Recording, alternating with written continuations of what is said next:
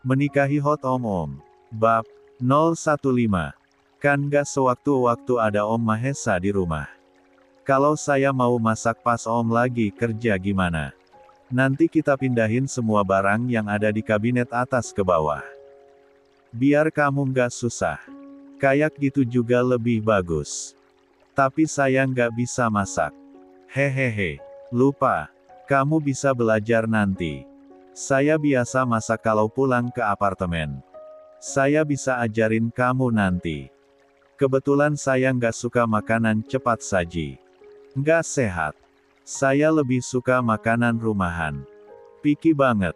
Lebih sehat, Widya. Iya, sih. Tapi selama ini saya lebih sering jajan, tapi sehat-sehat aja, tuh.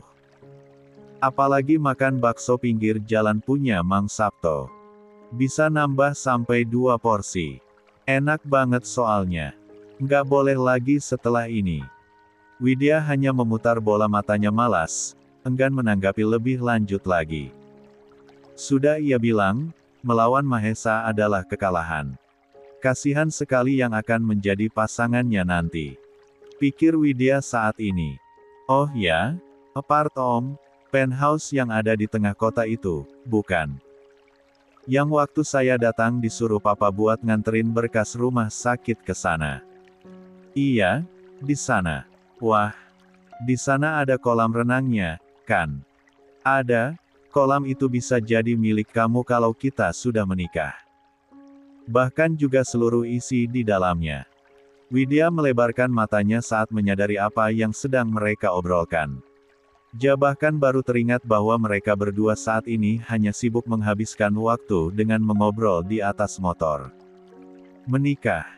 Kenapa obrolan mereka jadi seperti obrolan orang yang akan menjalani biduk rumah tangga? Kayaknya Om memang harus buru-buru nikah, deh. Untuk itu saya lamar kamu. Bukan dengan saya.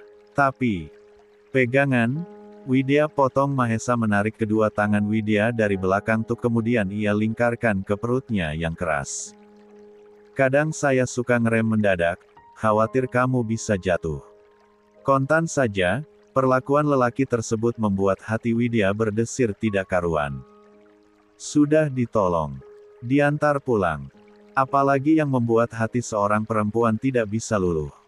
Apalagi Joveles seperti dirinya sangat riskan terhadap perhatian. Hanya takut terbawa perasaan. Pasti dengan kamu. Bukan dengan yang lain. Mahesa menyambung ucapan Widya yang sempat terjeda. 7. Oh Om? Bukan belok ke sana, ucap Widya ketika mereka sudah berada di perempatan jalan komplek rumahnya. Lalu, Widya bingung harus berkata apa. Haruskan ia beritahu lelaki ini kalau ia tidak lagi tinggal di rumah. Tapi kalau tidak diberitahu, ia pasti akan tetap diantarkan ke rumah. Ke kontrakan saya aja. Mahesa menepikan motornya tepat di tempat yang terang. Maksud kamu? Saya udah nggak tinggal di rumah mama saya, Om. Kenapa? Alasan pribadi. Ke apartemen saya aja. Ada 2 kamar, kamu nggak perlu bayar di sana. Widya langsung menggeleng. Nggak, Om.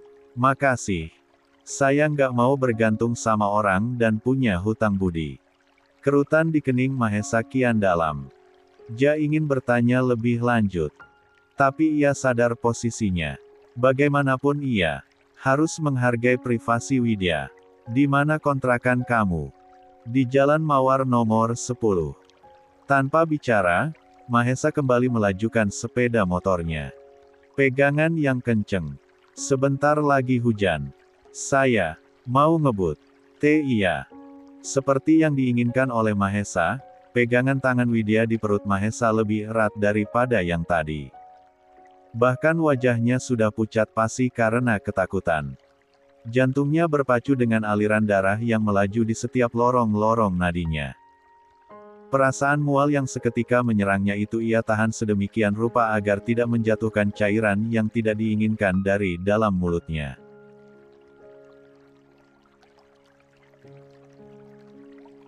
Hingga setengah jam berlalu, mereka sudah sampai di sebuah rumah kecil dengan lampu penerangan temaram yang sudah dinyalakan di teras rumah. Maaf, Om. Seru Widya buru-buru turun dari motor Mahesa dengan berpegangan kuat pada tubuh lelaki itu. Cepat-cepat gadis itu buka helm yang terpasang di kepalanya dan menyerahkannya Mahesa. Hoek. Widya langsung berjongkong di selokan depan pagar kontrakannya. Memuntahkan semua isi perutnya. Mahesa yang melihat itu pun kontan turun dan ikut berjongkok lalu memijati tengkuk perempuan tersebut agar membuatnya lebih nyaman. Widya menggeleng dan berusaha membuat Mahesa menjauh darinya. Tapi lelaki itu terlalu keras kepala untuk diberitahu. Jauh-jauh, Om, cicit Widya di sela-sela mualnya. This is truly disgusting. Mahesa kontan berdecak. Tidak menghentikan kegiatannya. Dengan lembut lelaki itu kembali memijat tengkuk Widya dan membiarkan gadis itu menyelesaikan muntahnya. Untuk beberapa saat mereka terpaku pada kegiatan yang sama, sebelum Widya akhirnya terduduk dengan napas yang terengah-engah. Keras kepala banget sih, Om, omel Widya saat melihat Mahesa tidak mendengarkannya. Setahu saya Om itu benci banget dengan bakteri, virus, dan sebangsanya. Apalagi bau muntah saya seperti ini. Mahesa tidak menanggapi koletehan gadis cantik tersebut. Di tas kamu ada air mineral. Ada. Sesaat pikiran Widya teralihkan. Tangannya sibuk membuka tas punggung yang ia bawa lalu mengelurkan air mineral yang tinggal setengah dari sana. Dengan tidak sabar gadis obsesi Mahesa tersebut membuka tutup botol air mineral tersebut dan meneguknya hingga tandas. Abi. Perasaan lega itu langsung Widya rasakan ketika air putih itu melewati tenggorokan. Maaf.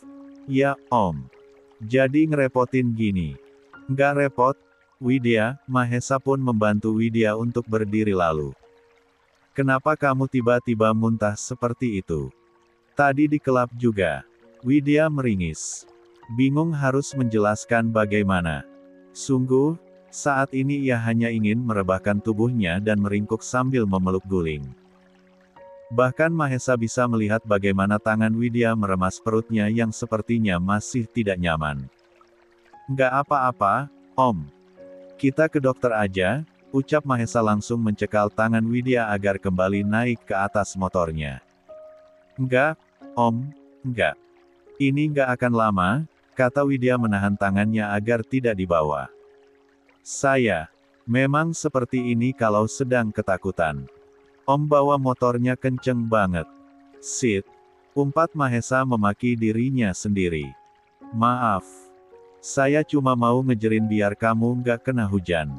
Udah gerimis, Buna. Ya, Om. Saya ngerti. Ya udah kalau gitu, makasih ya, Om. Om bisa pulang sekarang. Oke.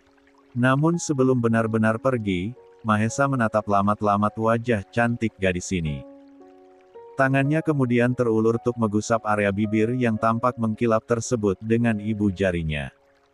Kamu yakin kita nggak perlu ke dokter? Yakin, Om, ucap Widya mengangguk mantap. Beneran saya nggak apa-apa. Di saat yang bersamaan ketika Mahesa menarik tangannya dari bibir Widya, suara seorang pria menginterupsi mereka berdua. Maaf, Mas, Mbak, warga baru, ya. Ucap lelaki berseragam security tersebut menanyai. Iya, Pak, cicit Widya menjawab. Lah sudah khawatir kalau petugas keamanan ini malah akan salah paham. Padanya dan Mahesa.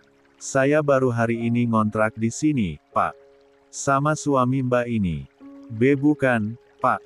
Saya sendiri. Saya belum menikah. Saya masih single.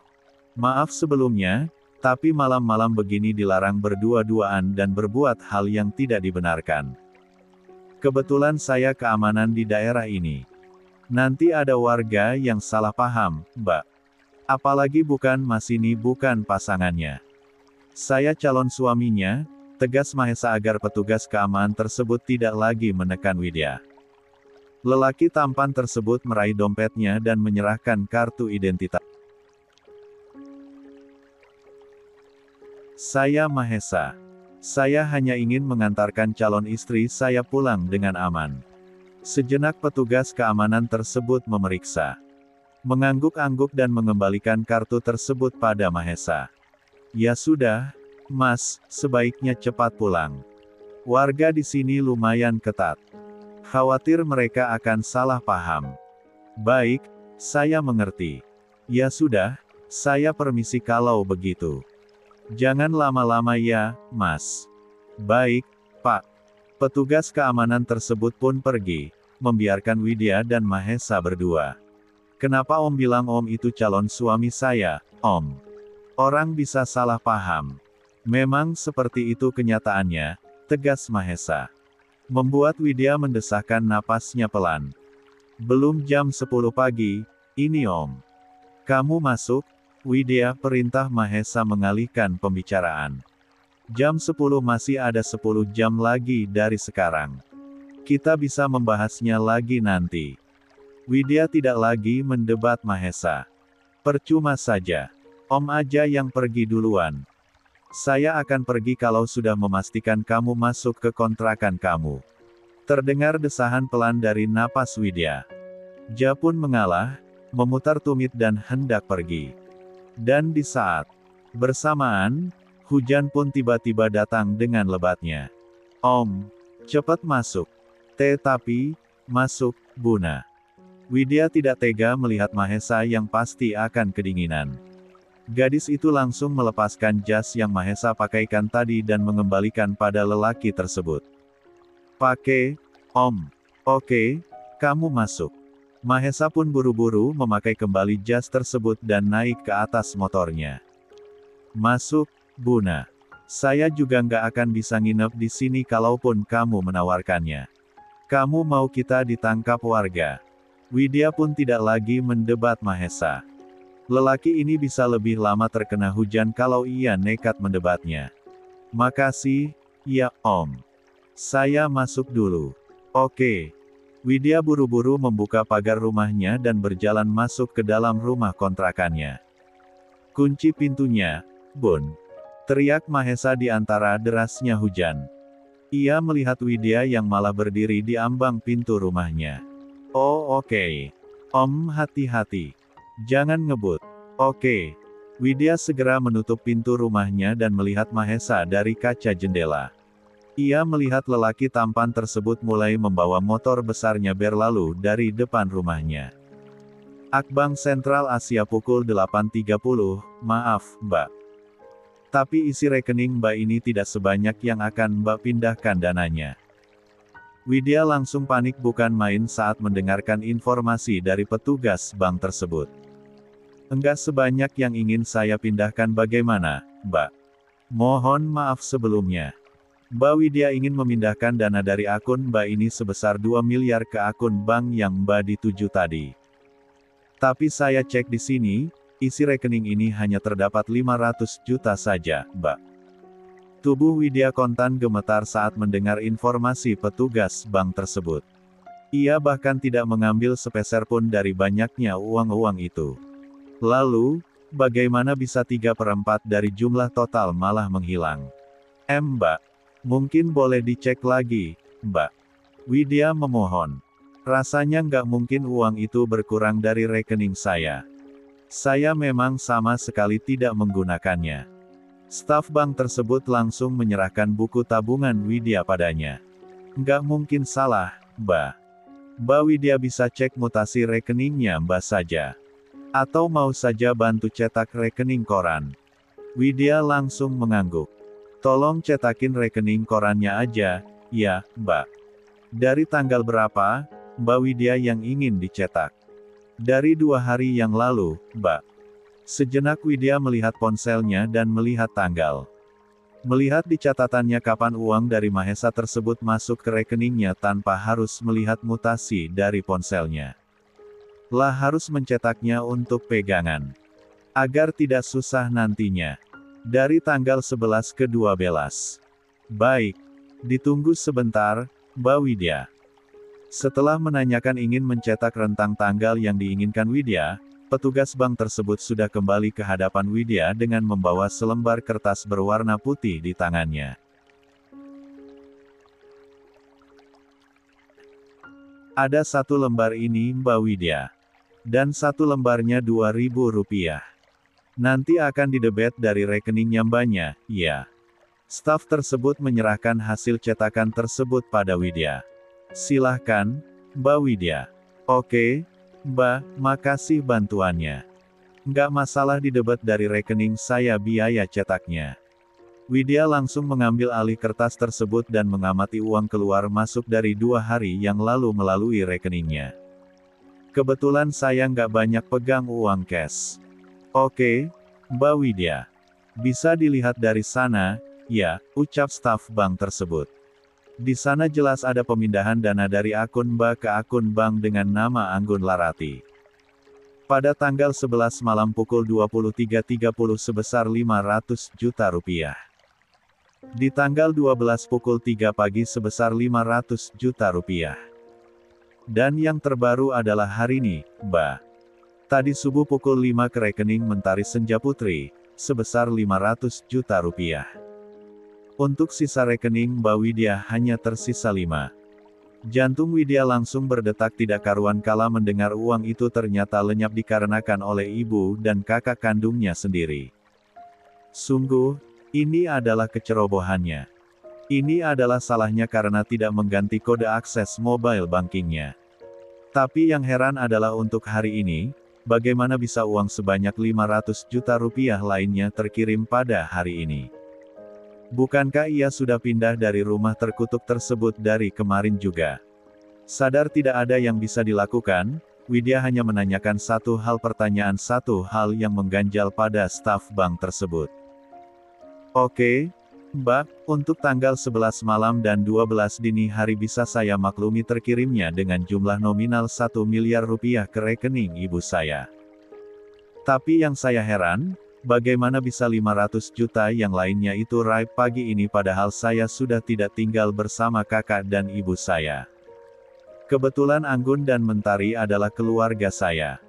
Sejenak dahi pegawai bank tersebut berkerut. Mbak sudah periksa ponsel Mbak Widya. Terbaca ada log ini baru di perangkat mobile baru. Barangkali nomor telepon Mbak Widya bisa diperiksa terlebih dulu, khawatir saja chipnya juga sudah berganti. Widya yang menyadari hal itu pun segera meraih ponselnya yang ada di dalam tas dan memeriksa sesuai petunjuk staf bank tersebut. Dan benar saja, waktu ia mendial nomor tertentu untuk mengetahui nomor yang sedang terpasang di ponselnya, nomornya ternyata memang berbeda. Bahkan 2 orang yang seharusnya menyayanginya itu malah dengan berbagai cara mencari cara untuk membuatnya terus hidup menderita.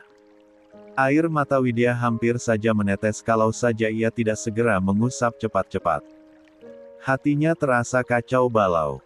Pikirannya langsung melayang kemana-mana.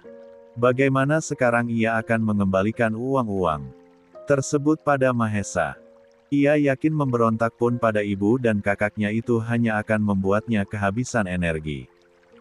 Ia sudah memprediksi uang itu tidak akan kembali padanya. Lah yakin Anggun dan Mentari sudah melenyapkan uang itu entah untuk apa. Ada hal lain yang bisa saya bantu Mbak Widya? Tanya staf bank tersebut. Sejenak Widya berpikir. Ia harus segera mengembalikan uang sisa itu pada Mahesa. Mbak, tolong kirimkan sisanya pada rekening yang tadi saya berikan. Pada rekening Mahesa Hans Perdana. Baik, Mbak. Butuh beberapa saat Widya menunggu dan akhirnya mendapatkan resi pengiriman. Setelah selesai, gadis itu langsung keluar dari dalam gedung bank asing tersebut dan duduk di sudut pelataran.